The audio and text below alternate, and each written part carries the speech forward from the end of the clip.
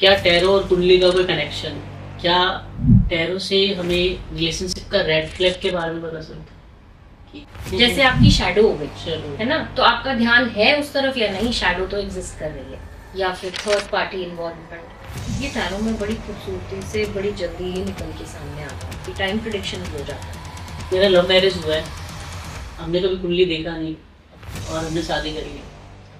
क्या टैरो से ये भी पता कर देते हैं कि जैसे मैं और सिर्फ शादी होने वाली हूँ, वो तो मानेंगे। नमस्कार दोस्तों, मैं चंदन सिंह आपका स्वागत करता हूँ लोटस सोशल वर्ल्ड के इस पॉडकास्ट में। आज हमारे साथ एक नए गेस्ट हैं, खुशबू मैम, जो टैरो रीडर हैं, न्यूमरोलॉजिस्ट हैं और हीलिंग के मास्टर्स हैं। अलग अलग हीलिंग मॉडलिटीज में काम करती हैं और लोगों की हेल्प करती हैं। तो स्वागत है मैम आपका लोटस सोशल वर्ल्ड के पॉडकास्ट में। आज हम लोग बात करेंगे टैरो और कुंडली के बारे में। क्या टैरो और कुंडली का कोई कनेक्शन है? जी बिल्कुल कनेक्शन है। कुंडली बेसिकली कहाँ से आती है? ज्योतिष से आती है। ज्योतिष से आते हैं जी, तो ज्योतिष का ही एक हिस्सा है टैरो। टैरो। टैरो काफी पहले से एग्जिस्ट करता है, ठीक है। लोगों की नॉलेज में, दुनिया में इसका जो स्प्रेड है वो बहुत धीरे धीरे हुआ है। एक्चुअली क्या था कि पहले 14th सेंचुरी में इटली में जब कभी कोई शादी होती थी, है ना, तो हैंड पेंटेड कार्ड्स बनाए जाते थे जिन्हें बोला जाता था तारोची। तारोची, है ना। तारोची क्या है? कार्ड्स ऑफ द रिच, ठीक है, गेम ऑफ द रिच। तो पेंट करके शादियों में गिफ्ट किए जाते थे, ठीक है।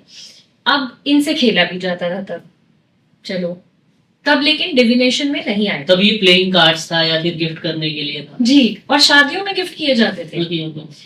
ठीक है, लेकिन डिविनेशन में नहीं आए थे। तो 15th सेंचुरी में क्या हुआ कि वो जो बंजारे जिन्हें हम कहते हैं, जिप्सीज जिन्हें हम कहते हैं, ऐसा सुनने में आया है या कहा जाता है, कई जगह लिखा भी हुआ है कि इजिप्ट के वो जो बंजारी हुआ करते थे, वो इन कार्ड्स को यूज करके लोगों के लिए प्रिडिक्शन, लोगों के लिए क्या, जो राजा महाराजा रहते थे उस टाइम के, उनके लिए प्रिडिक्शंस करते थे और ऐसे घूमते फिरते जाते थे उनके द्वार में और प्रिडिक्शन करी।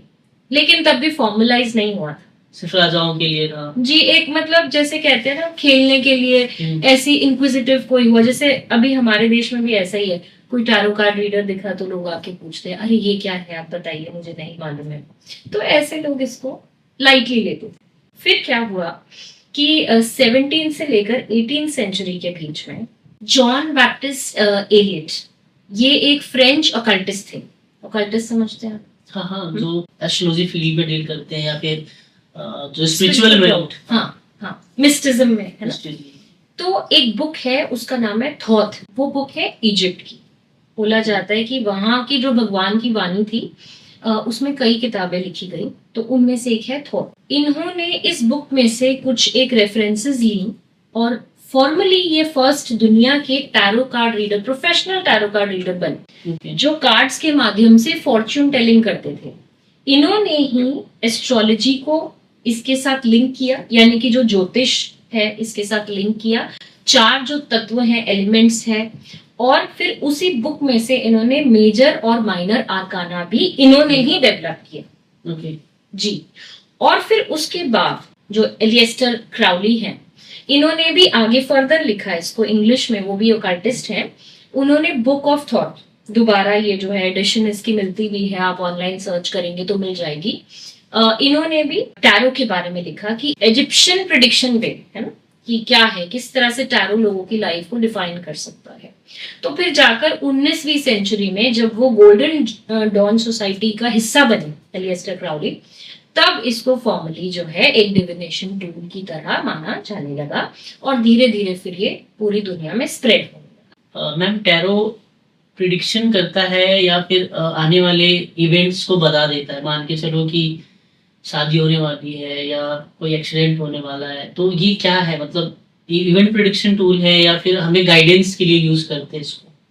अच्छा, आप इतना तो सब लोग जानते होंगे, जैसे पुराने जमाने के जो लोग हुआ करते थे, वो मौसम के बारे में ऐसे आसमान में देखकर बोल देते थे, अरे आज तो मौसम खराब होने वाला है, जबकि होता नहीं था, या फिर कुछ होने वाला होता था और उन्हें पता लग जाता था। आज भी हमारे साथ ऐसा होता है कि कई बार कोई चीज होने वाली है और एकदम से हमें पता चल जाता है। तो वो क्या होता है? नेचर आपके साथ कनेक्ट होके आपको इशारा दे रही होती है ना। कई बार कहते हैं बिल्ली रास्ता काट गई है ना, तो यहाँ से मत निकलो, बहुत आम बात है ये यहाँ हमारे देश में। लेकिन ये बातें कहाँ से आई? वो पुराने लोग, बिलीफ है, पुराने बिलीफ। वो बिलीफ सिस्टम क्यों बना? क्योंकि वो पुराने लोग नेचर से जुड़े हुए थे। आज हम कहीं ना कहीं इतना ज्यादा टेक्नोलॉजी में जा चुके हैं कि नेचर के साथ हमारा कनेक्शन वीक होता जा रहा है ना। तो सिग्नल जो है वो नेचर ने देने बंद कर दिए क्योंकि हम नेचर की सुनी नहीं रहे, है ना। तो ऐसे ही टैरो में जो है पिक्चर्स बनी है ना, और अलग अलग चीजें उसमें सिंबल्स बने, ऐसे उनमें कलर्स है ना। तो हर चीज का एक मीनिंग है। तो वो कार्ड्स में क्या होता है कि आपकी जो एनर्जी है, चलिए हम आम भाषा में ऑरा बोल देते हैं ना, या किसी की वाइब, हम कहते हैं ना अरे वो मिला, उसकी वाइब बड़ी अच्छी थी, मुझे बड़ा अच्छा लगा मिलके, है ना। तो वो क्या है? आपकी एनर्जी है। तो टैरो कार्ड्स को डिविनेशन टूल इसलिए ही कहा गया है क्योंकि आपकी जो एनर्जी है उसको बड़े अच्छे से उन पिक्चर्स में जो है डिपिक्ट हम कर सकते हैं, रीड कर सकते हैं। केवल आपका नाम लेने से। मुझे आपकी डेट ऑफ बर्थ की भी जरूरत है।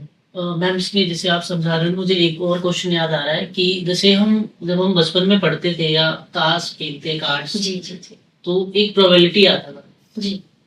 तो उसमें क्या है कि नंबर ऑफ जो इवेंट अकर होता था वो डिपेंड करता था कि कितने कार्ड्स में से क्या निकल रहा है जी। तो क्या टैरो उस प्रोबेबिलिटी में आता है कि भाई मेरा जो प्रेडिक्शन है वो एक कार्ड पे डिपेंड करेगा, और वो कार्ड कैसे निकलेगा वो कैसे पता होगा हमें? वो तो कोई भी कार्ड निकाल सकते हैं, ठीक है। फिर ये प्रोबेबिलिटी कैसे हो सकता है कि वो जो निकला है वो मेरे लिए और वो सही है? देखिए इसमें क्या है, दो चीजें हैं इसमें।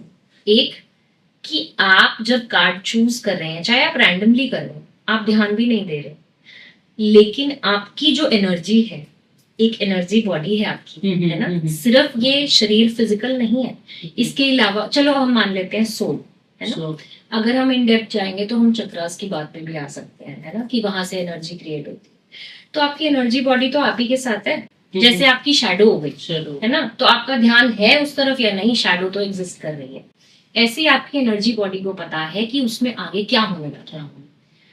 लोग या ऋषि मुनि वो ध्यान लगा के बता देते थे, कहीं बैठे होते थे और कहीं का बता देते थे। ठीक है, क्यों? क्योंकि उनका सबकॉन्शियस एक्टिवेटेड था, एनर्जी बॉडी की बात, हायर सेल्फ की बात, बैलेंस था, सारा बैलेंस और अपग्रेडेड था। अपग्रेडेड एनर्जी बहुत हाई थी, हायर सेल्फ से सारा कनेक्शन था। ठीक है, तो उन्हें पहले ही पता लग जाता था, है ना, कि कहाँ क्या हो रहा है।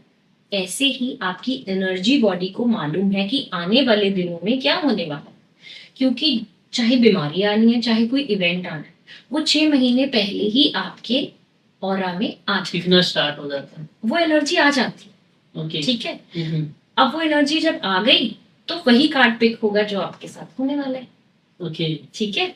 अच्छा, दूसरी चीज, जब हम रीडिंग्स करते हैं, है ना, कार्ड्स जो आते हैं वो सही आते हैं, लेकिन मेरी रीडिंग में फर्क हो सकता है, मेरी इंटरप्रिटेशन में फर्क हो सकता है, क्योंकि मैं इंसान हूं, है ना।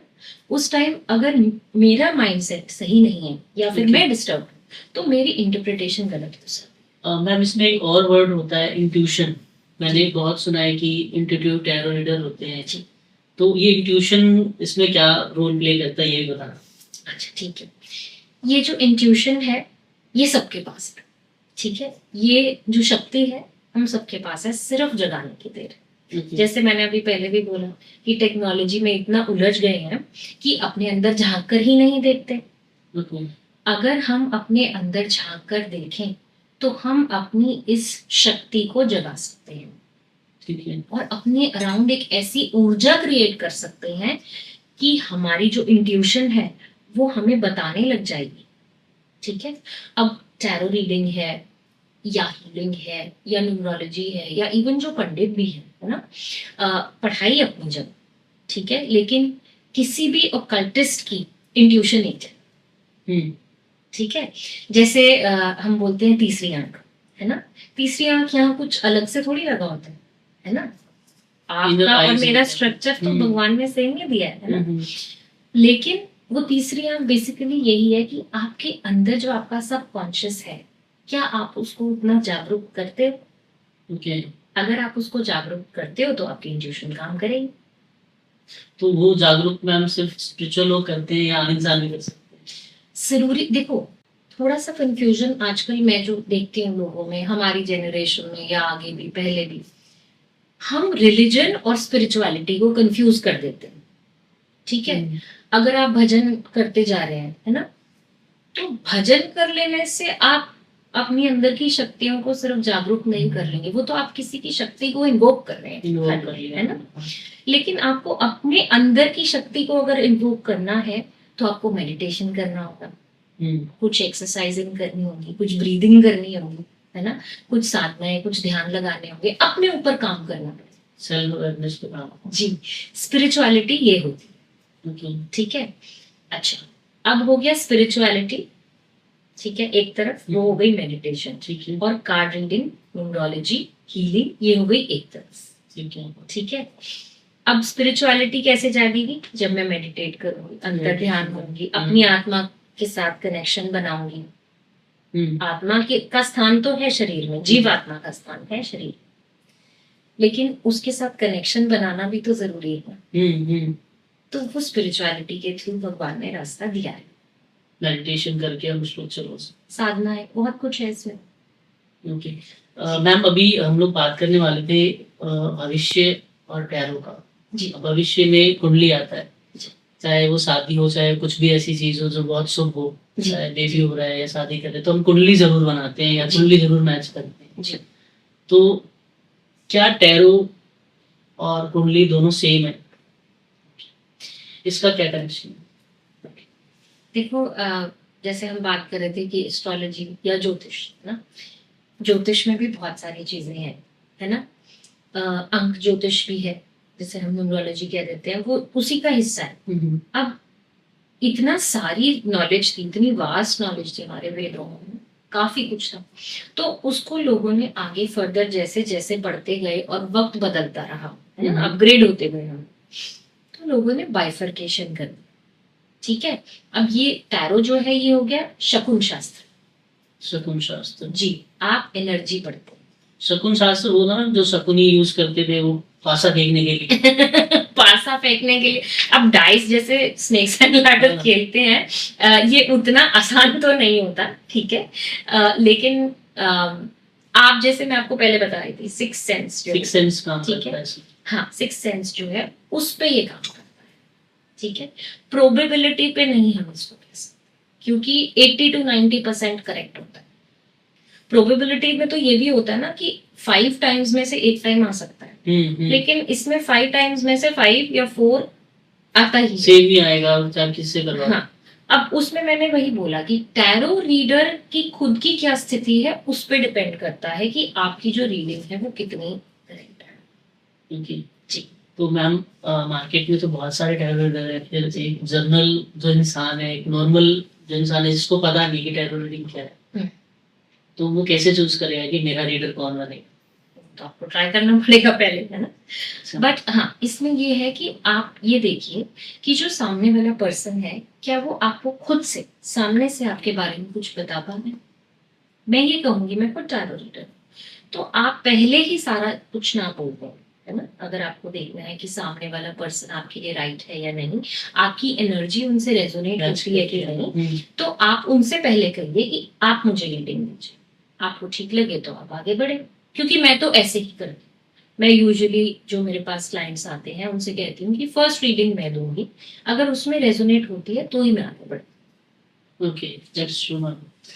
तो कुंडली का क्वेश्चन एक और लेते हैं कि जैसे मेरा लव मैरिज हुआ है, हमने कभी कुंडली देखा नहीं और हमने शादी कर ली, तो क्या आगे चल के कुछ दिक्कत हो सकती है? ठीक है, आप मुझे एक बात बताइए, जब तक शादी नहीं हुई थी क्या तब तक दिक्कतें नहीं थी लाइफ में? नहीं, तब भी तो दिक्कत नहीं करते थे। तो देखो, किसी पार्टनर के आने से लाइफ में चेंज जरूर आता है, क्योंकि उसके स्टार्स और आपके स्टार्स जब मिल जाते हैं, कंबाइन करना है ना, तो लाइफ में चेंज जरूर आता है। लेकिन हम ये कहें कि उसके बाद लाइफ में ऑब्स्टैकल्स नहीं आएंगे, तो वो कहना गलत है, क्योंकि हमारे भी तो कर्मों का जो बोझा है, जो बैग लेकर हम आए हैं नीचे, वो तो हमें भुगतना ही पड़ेगा। तो हम उसका ब्लेम सामने वाले इंसान को या पार्टनर को अकेले नहीं दे सकते। मैम अभी हम लोग बात कर रहे थे ना बिलीफ सिस्टम वाला, हाँ तो एक बिलीफ है हमारा, पुराने जमाने में कहते थे ना कि 36 के 36 गुण मिलने चाहिए। जी।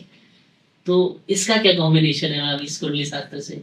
अच्छा अच्छा, with no offence to any astrologer या पंडित जी, किसी को मैं गलत नहीं कह रही, विद ड्यू रिस्पेक्ट। हो सकता है कि अपनी रीडिंग होती है ना। तो मैं खुद इसका एक जीता जागता एग्जाम्पल हूँ। मेरे पेरेंट्स की एक बैड मैरिज है। मेरा चाइल्डहुड थोड़ा डिस्टर्ब था। मैं हंस के इसलिए बोल रही हूँ कि मैं उस चीज के साथ निकल चुकी हूँ और मैं अपनी जिंदगी में जो मुझे भगवान ने जो भी दिया है, मैं खुश हूँ कि मुझे वो एक्सपीरियंसेस दिए। नहीं तो जो मैं कर रही हूँ कभी नहीं करती, है ना। डेफिनेटली। बिल्कुल। तो उनकी एक डिस्टर्ब मैरिज थी और मैंने उस चीज को बखूबी जिया है चाइल्डहुड में। अब उनकी शादी होने से पहले मेरी नानी मुझे काफी सारी बातें बताया करते थे, क्योंकि मैं उन्हीं के साथ ज्यादा मैंने टाइम स्पेंड किया। तो वो बताते थे कि मेरे मम्मी पापा की शादी से पहले जैसे कुंडली मिलाई जाती है, तो वैसे कुंडली मिलाई थी और पंडित जी ने कहा जी वो मिलते हैं, शादी कर दीजिए, कोई प्रॉब्लम नहीं है। अब जब शादी के कुछ साल बाद दिक्कतें आनी शुरू हुई और बहुत ज्यादा दिक्कतें आनी शुरू हुई, मतलब ऐसी नहीं थी कि जिन्हें आप एडजस्ट कर सकते हैं कि कोई बात नहीं। तो फिर और दोबारा पंडितों के पास जाना स्टार्ट किया कि ये कुंडली है कि क्या प्रॉब्लम है, ऐसा क्यों हो गया, हमने तो गुण मिलाए थे। तो वो पंडित जी कहते नहीं नहीं, ये तो शादी होनी ही नहीं चाहिए थी। इनके गुण मिलते हैं लेकिन भाग्य नहीं मिलते, है ना। या दिक्कतें तो आनी थी। अब बताओ, अब किसको पकड़ेंगे? इस टाइम तो हमने कुंडली बना लिया। तब कुंडली मिल गई जिन्होंने मिलाई थी। तो उस वक्त उनके मुंह से भी किसने बोला होगा कि हाँ सही है? सरस्वती माता ने तो किया ही होगा थोड़ा सा। क्यों? क्योंकि कर्मों का बोझ था दोनों का एक साथ, है ना। कर्मों का बोझ था एक साथ, और भी जो हम साथ जुड़े हुए हैं उनका भी बोझ था, तो ये होना ही था, है ना। लेकिन मैं ये कहूंगी कि आपके पास टैरो जो है, टैरो आपको चूज करने की ऑप्शन देता है। टैरो में गुण भी मिलाते हैं। मैं इसमें न्यूमरोलॉजी भी चलो पूरी एडवांस नहीं यूज करती, अगर सिर्फ टैरो की भी बात करूं, थोड़ा सा नंबर्स का भी अगर यूज कर लूं और फिर टैरो रीडिंग करूं, मैं उसमें से देख सकती हूँ कि मैरिड लाइफ के बाद इन दो पर्सन की कैसी एनर्जी रहेगी, साथ में क्या कंपैटिबिलिटी होगी, इनकी लाइफ कैसी रहेगी। अब इसमें mother in law, father in law या और फैमिली मेंबर्स हो गए जो, उनके साथ कैसी एनर्जी या बॉन्डिंग जो है वो रहेगी। तो आप जब कुंडली मिलाते हैं तो आप इतना वास्ट जो है शायद वो देख सकते होंगे, लेकिन उसके लिए फिर आपको कोई बहुत ही विद्वान एस्ट्रोलॉजर चाहिए, है ना। मैं again with due respect, usually लोग क्या करते हैं आजकल ना, ऑनलाइन जाते हैं और जाकर खुद ही कुंडली मिला लेते हैं। चैट जीपीटी का जमाना है। जी, चैट जीपीटी पे डाला और मिला लो। अब वहां से तो आप निकल जाएंगे, उसके बाद जो होगा उसके लिए तो आपको गाइडेंस की जरूरत है। मैम जैसे आपने बोला न्यूमरोलॉजी के बारे में, तो एक न्यूमरोलॉजी में भी बिलीफ है शायद कि 36 का आंकड़ा होता है। देखो, न्यूमरोलॉजी में भी आप जो है कुंडली मैचिंग कर सकते हैं, उसमें भी है पॉसिबल, ठीक है। लेकिन इसमें आपको ट्रेड्स भी मिल जाते हैं, पॉजिटिव नेगेटिव ट्रेड्स मिलते हैं। जी जी, आपको वो पर्सन कैसा है, जैसे मान लीजिए आप है, ठीक है, आपने अपने पार्टनर के लिए जानना है कि इस पर्सन से शादी करनी है या नहीं, तो न्यूमरोलॉजी के माध्यम से पहले ही जो उनके नंबर के कॉम्बिनेशन जो नंबर्स होते हैं उसके साथ देखते हैं। जी जी, और उनके खुद के नंबर्स के कॉम्बिनेशन से ये पता लग जाएगा कि इनकी लाइफ में इन्हें मैरिड लाइफ का सुख कितना है। अगर उनकी लाइफ में मान लेते हैं मैरिड लाइफ का सुख बहुत हाई है और आपकी जो अगर हम एनालिसिस करते हैं तो आपकी लाइफ में उतना सुख नहीं है, तो उनके गुणों से आपका बैलेंस बनेगा। जी मैम एक क्वेश्चन ये भी है कि जैसे बहुत से जो यंगस्टर है या जो थोड़े से एल्डर्स हैं, उनको ना डेट ऑफ बर्थ ही नहीं पता होता। जी बिल्कुल, और ये शायद आप एक्सपीरियंस फेस कर रहे होगे, तो उनको कैसे हम गाइड कर सकते हैं कि भाई आपको कुंडली मिलाना है या कुछ और? देखो, टैरो में आपको डेट ऑफ बर्थ होना इम्पोर्टेंट नहीं है। सिर्फ अगर कोई दूर भी बैठा है, मान लीजिए मैं कंसल्टेशंस लेती हूँ जहाँ लोग, कोई अब्रॉड बैठा है, कोई अमेरिका बैठा है, कोई कहीं यूके बैठा है, तो वो कॉल पे आते हैं और उनकी एनर्जी रीडिंग कर लेते हैं हम लोग। उसके लिए ना डेट ऑफ बर्थ चाहिए ना कुछ चाहिए, फिर उससे हम कुंडली बता सकते, मतलब ये बता सकते कि आपके लिए कंपेटेबल है पार्टनर यस, काफी कुछ बता सकते हैं, सिर्फ यही नहीं, और भी उनके कुछ भी सवाल हो, बिजनेस से रिलेटेड, जॉब से रिलेटेड, हेल्थ से रिलेटेड, है ना, या कोई भी उनका डिसीजन उन्हें लेना हो, उसमें भी हेल्प कर सकते हैं। इनफैक्ट टैरो रीडिंग के थ्रू आपके अंदर जो हिडन चीजें हैं, जो आपको खुद नहीं पता कि आपके साथ ये इश्यूज हैं। कई बार क्या होता है, बचपन में कोई ट्रॉमा आया, ठीक है, उस वक्त रोए, अपने आप को किसी ना किसी तरीके संभाला, और फिर वो आपको लगा कि आप भूल गए, पर वो आप भूले नहीं, वो कहीं आपकी मेमोरी में जाकर बैठ गया, जिसकी वजह से आपका एक बिलीफ सिस्टम बन गया। तो टैरो उस एनर्जी को भी अंदर से निकाल कर बताएगा। तभी तो मैंने चक्रास की कहानी बोली। Yes ma'am. चक्रास में तो पुरानी बहुत सारी कहानियां होती, सिर्फ इस जन्म की नहीं होती। आपकी मैम, मैंने आपके बारे में रिसर्च किया है, मुझे पता चला कि आप बहुत अच्छे हीलर हो, मास्टर हीलर हो।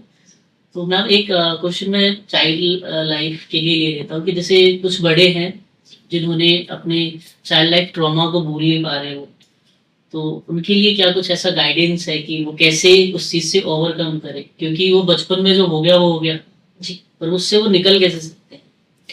देखो, जो हो गया वो हो गया, तो हम कहते हैं, जैसे बच्चे को सहलाना नहीं होता, चोट लग जाती है तो हम कहते हैं कोई बात नहीं, उठो उठो उठो, है ना, स्ट्रांग बनते हैं, वो खड़ा हो जाता है ना, पर दर्द तो रहता है, फिर निशान भी पड़ जाता है, थोड़े दिनों बाद चोट सूख जाती है, तो उतना दर्द नहीं होता जितना उस वक्त हुआ था, ठीक है, लेकिन उसका निशान रह जाता है, ठीक है। और दूसरी बात, वो जो दर्द हुआ था शुरू के 5 मिनट वाला ना, वो अगर किसी ने कुछ कहा है और कड़वे शब्द बोल दिए, तो वो शब्द शायद याद ना रहे, लेकिन वो जो दर्द हुआ होगा ना अंदर मन में भी, वो इस दर्द से ज्यादा अंदर हमेशा के लिए रहेगा। तो क्या वो दर्द और गिल्ट खत्म हो सकता है? बिल्कुल हो सकता है। उसके लिए सबसे पहला स्टेप, फर्स्ट स्टेप ये है कि आप माफी मांगे। माफी मांगे, ये नहीं कि लोगों के पास जाके आपने माफी मांगी, खुद से माफी मांगे। कई बार हम अपने साथ इतना बुरा कर देते हैं, हमें पता ही नहीं होता, तो माफी मांगनी चाहिए कि मुझसे, मैंने अपने साथ ये गलत किया, तो मैं अपने आप से माफी मांगू, ठीक है, या उस सिचुएशन में मैंने ऐसे रिएक्ट कर दिया, वो मैं तो ऐसी हूं नहीं, लेकिन मुझसे हो गया, तो मैंने किसी का दिल अगर दुखाया कभी, तो उस चीज के लिए मैं माफी मांगती हूँ, और उन लोगों को फिर उनके लिए अच्छी थॉट्स भेजिए। नहीं तो हम क्या करते हैं ना, गिल्ट में और बातें बनाते चलते हैं, उलझ जाते हैं, है ना, बिना ये सोचे कि ये चीज तो हमारे पास वापस आ जाएगी। और क्या है लॉव करना, हम सब जानते हैं, देखो आप भी जानते हो, किसी से भी बात करें, अरे अरे हमें पता है कि जो किया वो हो जाता है वापस, पर हमने तो कुछ गलत किया ही नहीं। हर कोई यही बोलता है कि हमने तो कुछ गलत किया ही नहीं। आप नहीं जानते कि अनजाने में किसी के साथ कोई बोली हुई बात या किया हुआ कोई एक्शन उसकी लाइफ पे, उस पर कितने साल तक इम्पैक्ट डालेगा, और उस चीज की जो सजा है वो सिर्फ एक जन्म में नहीं, जन्मों जन्मों तक भुगतनी पड़ती है। तो माफी मांगना उस मेमोरी में जाकर बहुत बहुत कमाल कर, बहुत काम करेगा जी। और दूसरी एक रेमेडी है, मतलब रेमेडी नहीं, therapy, emotional freedom technique therapy. इसमें क्या होता है कि पहले हम क्लाइंट से सुनते हैं कि उनके साथ क्या इश्यूज हैं, तो धीरे धीरे, जैसे आज से शुरू अगर मैं करूंगी सुनना, तो जैसे 7 दिन रेगुलरली करूंगी, पिलाऊंगी, तो ऐसे करते करते मैं उनके जन्म होने तक उनसे पूछूंगी कि क्या क्या याद है मुझे बताओ, फिर वहां से समझना, उनके इमोशंस को पढ़ना, और फिर उस थेरेपी से उनके जो पुराने ट्रॉमास हैं उनको हील करना। तो देखो, हम कुंडली की बात कर रहे थे, अब आप कुंडली मिला लो, खून भी खा लो, ठीक है, बट अगर लाइफ में कुछ होना है आपके साथ, आप कुछ लेकर आए हो साथ में, भुगतान करना है, तो वो तो करना पड़ेगा। लेकिन हाँ जी, अगर आप अपने अंदर वो बदलाव लेके आते हो, है ना, और कॉन्शियसनेस में जीने लगते हो, माइंडफुली जीने लगते हो, है ना, तो आपने वो जो भुगतान करना था ना, उसमें आप एक्चुअली बहुत कमी ला सकते हो और लाइफ को आसान कर सकते हो। मैम एक चीज, एक बिलीफ और है कि जैसे हम, जब कुछ अच्छा होता है हमारे साथ तो सिर्फ अच्छा ही होता है, और अगर कुछ बुरा होने लग गया तो सिर्फ बुरा होता है। तो इस पे क्या व्याख्या कर सकते हो? अच्छा, मुझे ये बताओ कि आप डिसाइड कैसे करते हो कि ये जो हो रहा है ये अच्छा हो रहा है और ये जो हो रहा है ये मेरे लिए बुरा हो रहा जिससे मेरे को खुशी मिले वो अच्छा, है? ओके, जो जिससे मेरे को खुशी ना मिले वो बुरा। ठीक है। अब इसको हम लॉन्ग टर्म में लेके चलते हैं, फ्यूचर में। फ्यूचर में लगे। ठीक है, कोई चीज बुरी हुई, कुछ साल आप रुके, फिर आपने रुक के बोला एक दिन कि अच्छा हुआ वो मेरे साथ हुआ, अगर ऐसे नहीं होता तो मैं ये कभी करता ही नहीं, जैसे मैंने अभी आपको बोला। हम्म। तो कभी कभी जब हम बैठते हैं सोचते हैं, हर रोज मैं तो सबसे ये कहूंगी, एवरी डे अपने लिए सोने से पहले 5-10 मिनट निकालिए और पूरे दिन में क्या हुआ वो सोचो। ठीक है, जब आप खुद को एनालाइज करते हो ना, पुराना भी सोच लो, अगर आज से शुरू करोगे तो पुराना भी सोचो, तो आपको समझ में आएगा कि कई बार कुछ चीजें जो आपको उस वक्त हर्ट करती हैं वो बाद के लिए बहुत अच्छी प्रूव हो जाती है ना। जैसे मैं अपना एग्जांपल आपको दे रही थी ना कि जब तक आपको वो ब्लेसिंग नहीं होती भगवान से, डिवाइन ब्लेसिंग नहीं होती ना जब तक। अब अगर मेरा एग्जांपल लें तो बहुत सारी ऐसी लाइफ में सिचुएशंस आई थी कि मैं शायद ड्रग्स में चली जाती, है ना, या फिर किसी भी गलत एक्टिविटी में जाती। मैम कुछ क्वेश्चन हैं जो यूजर्स ने पूछे हैं, तो मैं एक एक करके वो क्वेश्चन ले लेता हूँ। जी बिल्कुल। क्या टैरो से हमें रिलेशनशिप का रेड फ्लैग के बारे में बता सकते हैं कि भाई धोखा दे रहा है या थर्ड पर्सन है या कुछ और ऐसा जो रेड फ्लैग है? जी बिल्कुल, रेड फ्लैग्स या फिर थर्ड पार्टी इन्वॉल्वमेंट, ये टैरो में बड़ी खूबसूरती से बड़ी जल्दी ही निकल के सामने आ जाता है ना। कुछ एक कार्ड्स हैं स्पेसिफिक टैरो के, इसमें 78 कार्ड्स में, जो थर्ड पार्टी की इन्वॉल्वमेंट या किसी भी टाइप के अनऑथराइज्ड रिलेशनशिप या जहाँ कह लीजिए कि कुछ अनऑथराइज्ड अट्रैक्शन है, वो टैरो से इजीली पता लग जाती है। ऐसे स्प्रेड्स होते हैं जिसके थ्रू हम लोग देख लेते हैं कि रिलेशनशिप की सच्चाई क्या है और आगे चल के रिश्ता कैसा चलता है, कितने दिन तक रह सकता है ये? बिल्कुल। कई बार तो ऐसा भी होता है कि किसी का रिलेशनशिप है और लोग पूछते हैं कि नो कांटेक्ट है, टोटली बात नहीं हो रही है, लड़ाई झगड़ा हो गया है ना, कि कभी वापस बात होगी या नहीं होगी, और अगर होगी तो आगे बढ़ना चाहिए या नहीं हो बढ़ना चाहिए, और अगर होगी भी तो कितने दिनों में होगी या कब तक होगी। तो वो तब टैरो में प्रिसाइजली टाइम प्रिडिक्शन भी हो जाता है कि इस दिन या इतने दिन वेट कर लो, इतने दिन बाद योग है कि शादी भी हो जाएगी। जी बिल्कुल। क्या टैरो से ये भी पता कर देते हैं कि जैसे मैं और जिससे मेरी शादी होने वाली है वो तो मानेंगे पर घर वाले नहीं मान रहे, तो क्या टैरो ये भी बता देता है कि भाई घर वाले मानेंगे कि नहीं मानेंगे? देखिए, टैरो से हम हर इंडिविजुअल की एनर्जी चेक कर सकते हैं। हर इंडिविजुअल मतलब आपके मदर की क्या सोच है उनके बारे में, जो आपके पार्टनर है उनको लेके वो क्या सोचते हैं, और आने वाले टाइम में क्या उसमें कुछ बदलाव होगा या नहीं उनकी सोच में, है ना।